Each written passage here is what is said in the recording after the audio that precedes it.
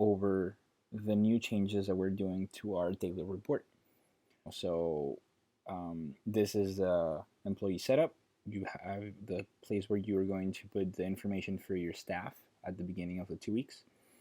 You are also going to find that the cash deposits have been moved to this screen, and payouts are going to be here. Payouts are no longer going to be found in any of our daily reports, and we'll get to that in a second. But here is where you're going to have to put the information in order to complete a daily report. And as always, the new hires are right here on the right.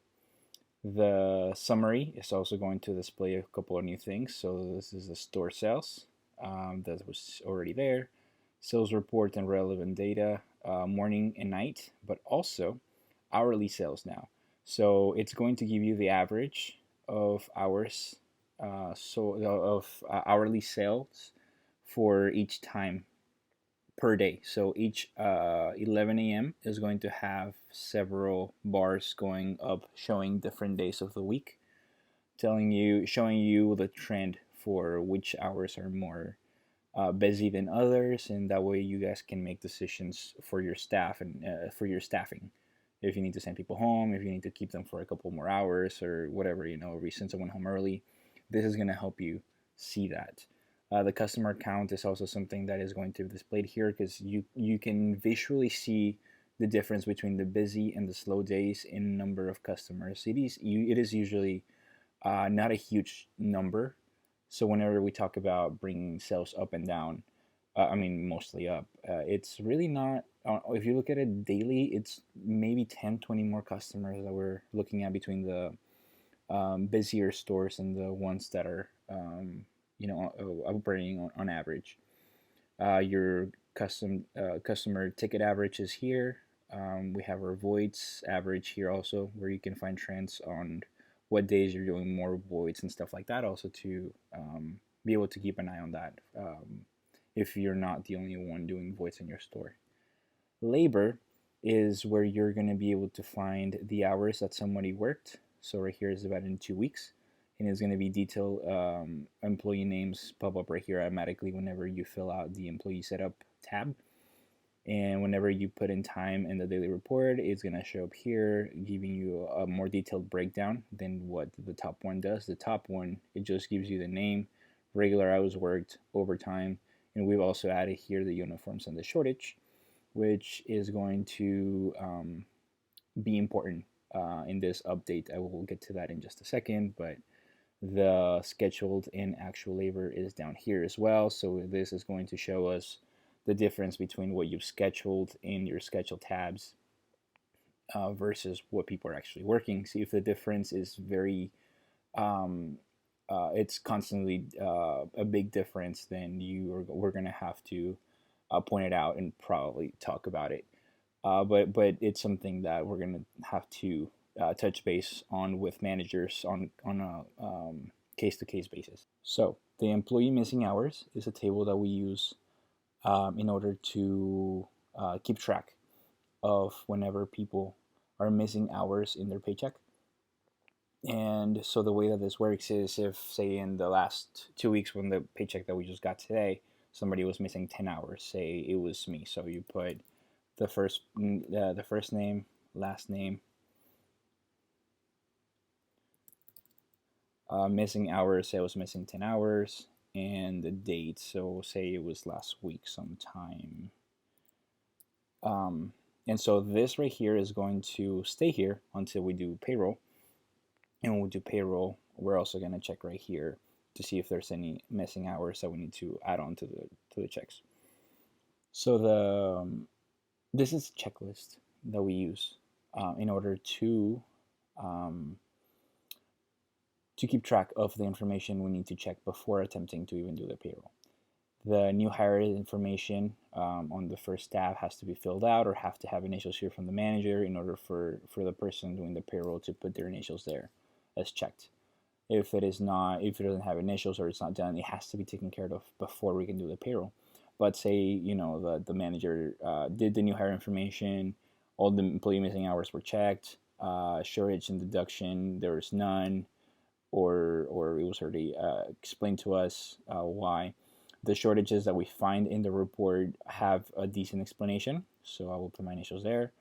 If the shorts are unexplained, then we're gonna deduct them from people, and that's gonna have to be already filled out. I'll show that to you guys in a second. Uniform deductions as well. If there are any uniforms, we need to check, and you guys have to make sure that it's done so that we can just check it off whenever we check it. Labor information. So that is whenever you guys fill out the information back here with pay rates from your staff.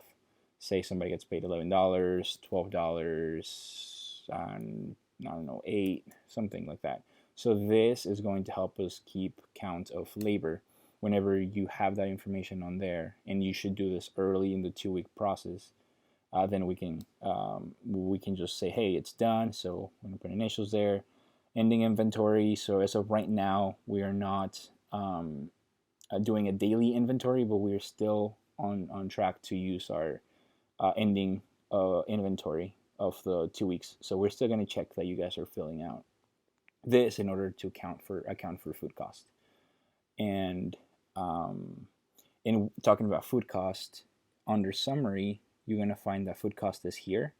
The only number you have to input in this whole tab is the beginning inventory amount, which is last week's ending inventory number. So in last week's report, in the last 2 weeks report, there's a total for ending inventory.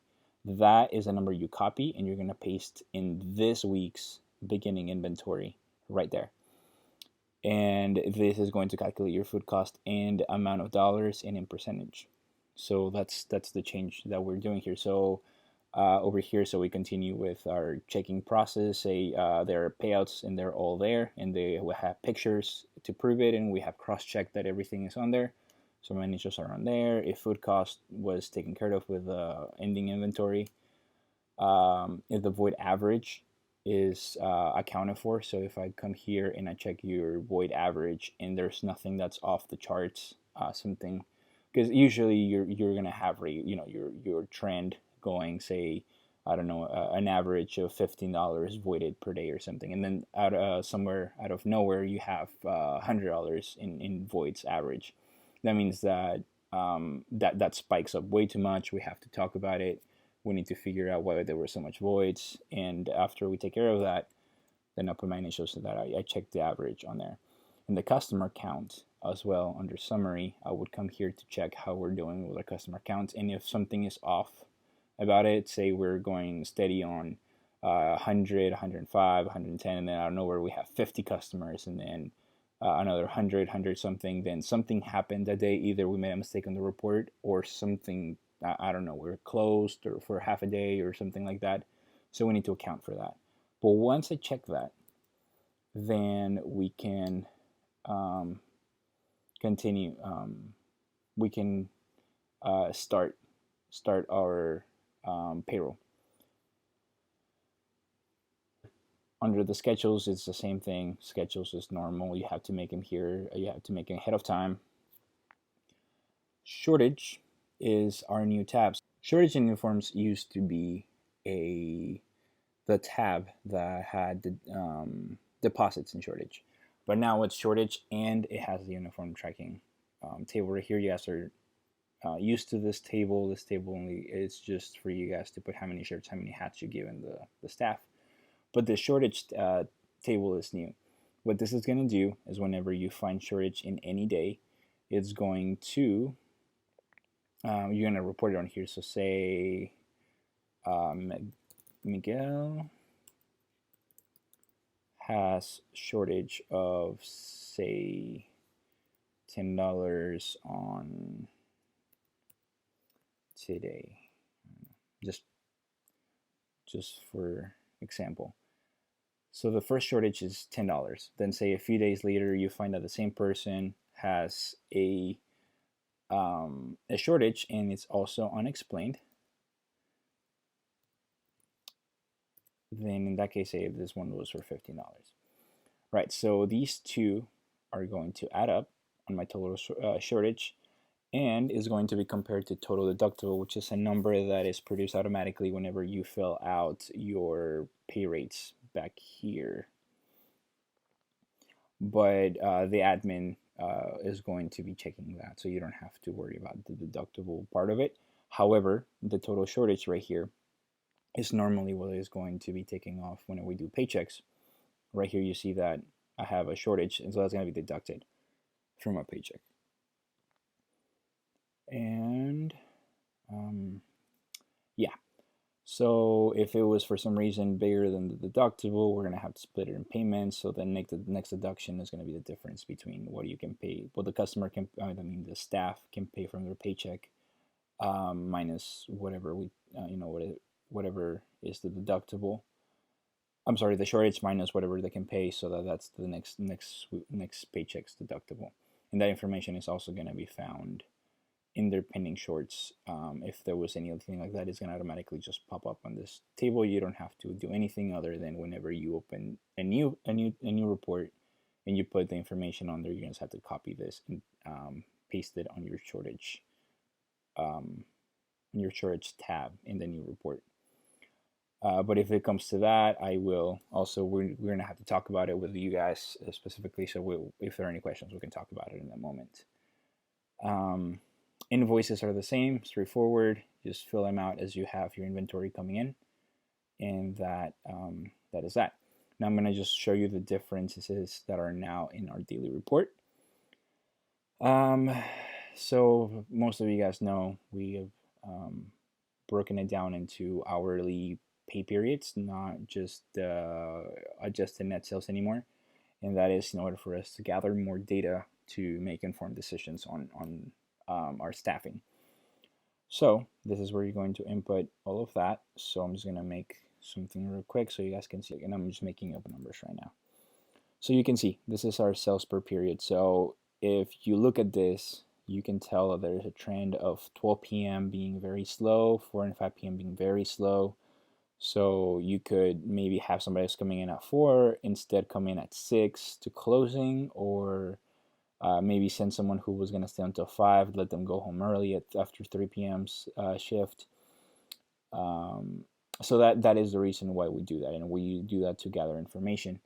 Over here, automatically is going to add it up to your adjusted net sales, and you have to change. You have to count your change box every day as well, and put in the total here, so that we know that you're counting it and it matches. If for whatever reason you're not doing this, and you need to start doing it, because now if you don't do this, it will not let you be done with the report right here.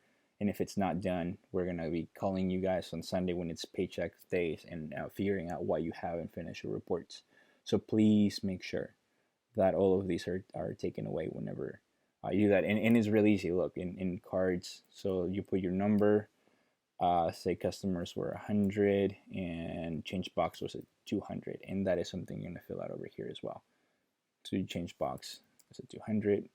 So whenever you go to your daily report, it's actually here, so it matches, right? So it goes away. So what else? Check discounts. So your discounts right here, same way as they used to be. If you don't have any discounts, you're going to put your initials, or if you have a discount and just put the information in there, it also goes away. What else? The voids. Check voids. So what we're doing here now is you're going to just put a name. Say Miguel voided 3 orders today. You don't have to give the specifics of it, because they're already coming out in just point of sales, and you should already have a paper track information of it as well in your store physically. So on this report, instead of giving me every transaction detail, you're going to give me the name of the person who voided it, how many they voided, and you're also going to put the total of all 3 voids. So say Miguel had 3 transactions that were voided, and the total for all those transactions was $58. See what this does, and then you have to put your initials that you're the one who did it, or say it was Sam, for example, in my store that checked the voids that day. Under summary, you're also going to see that your average is right here. So if it was just a total of $58, but actually this is going to tell us that the average for three voids in my store is $19.33, and you're going to see a trend as you're filling these out. But this has to be done on a daily basis. If you have any questions to how to get this information, then give me a call or text me, and we'll discuss it. It's really easy to get the information for the voids. Refunds as well. So if there are no voids today, I'm just going to put my initials on here, and that should take the voids away. So enter name, Miguel, enter hours, so say 10 a.m. to 14. And the last thing is check your deposit. So this has to have money and it has to match this. So what I'm going to do is say two $20 bills, so that's $40. Our total is $40. And I have counted two $20 bills, so that counts in my money matches, and great job, you're done. Now, the thing here also that is not going to pop up immediately, but it will pop up if you have any payouts, is the following. So say you have $10 in a payout. Now it says check your payouts, but it's also telling you all payouts must be reported under the employee setup tab. So as you can see, now we don't have a payout table anymore. You're gonna have to go looking for it. So payouts, all payouts must be reported under employee setup tab. I showed you guys that in at the beginning. Employee setup right here. You're gonna go to the payouts, and it's telling you that in week 1 there are $10 in payouts, right? But on Sunday, yeah, so it's all from Sunday, so it's $10 from Sunday. But you have your receipt, and you're gonna fill out information from the receipt. Say it was on today, the 12th, and maybe you got tortillas for the tacos, and the invoice number, whatever it is, and your total amount is $10. So you already put your information here, and on Sunday, you're done. However, if your total for some reason is different here, then over here it's not going to let you be done. And this is going to be the same for all other days. So with the report, that is the basic breakdown, and we are going to implement this immediately. So if this, you should be watching this on Wednesday morning. So if you already did report for Sunday and Monday, and you're about to do Tuesday report, do Tuesday's report here, and then go ahead and go back and do Monday and Sunday. You don't have to like do per se, but you can have to copy the information onto this report. So this is what we're going to be checking in every store this coming paycheck in 2 weeks.